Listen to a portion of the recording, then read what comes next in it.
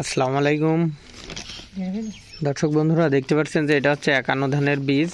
প্যাকেটজাত রয়েছে, এখন এই প্যাকেটজাত খুলতে হবে। অলরেডি এই যে এটা খোলা হয়েছে।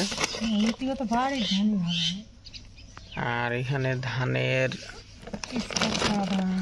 এখানে উচ্চ ফলনশীল 51 ধান আমন মৌসুমের জন্য।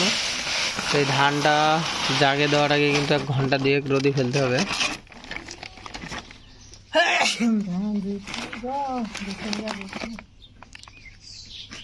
এখানে 10 কেজি আছে, 10 কেজি ঢালা হলো। আর এখানে আছে 5 কেজি। এটা কাটতে হবে মা। এই যে এখানে তথ্য দেওয়া রয়েছে, এখানে তথ্য দেওয়া আছে বৃধান 51 চলতি মৌসুম 2024-25 5 কেজি 12,000 ঝিনেদা। তো বীজ কিন্তু আশানুরূপ দেখতে পাচ্ছি না, তারপরেও এখন দেখা যাক কি অবস্থা হয়। একই রকম বীজ ভালো না,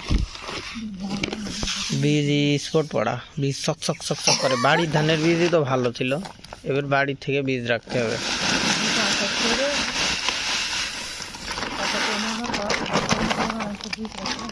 এটা হচ্ছে বীজ, দেখতে পাচ্ছেন। এই বীজটা ঘন্টা 3 রোদে শুকাতে হবে ভালো করে, শুকানোর পরে জাগে দিতে হবে। আর রোদ বাদে যদি বীজটা জাগে দেওয়া হয় তাহলে কিন্তু হবে না।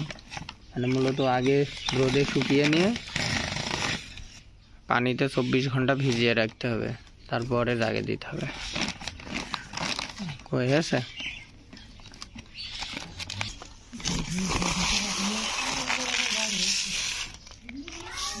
এই বীজটা একটু ফর্সা আছে।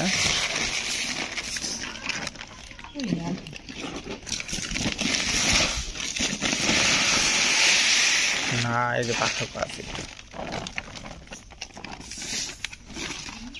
তো এই বীজটা এখন এই যে রোদে শুকাতে হবে ভালো করে।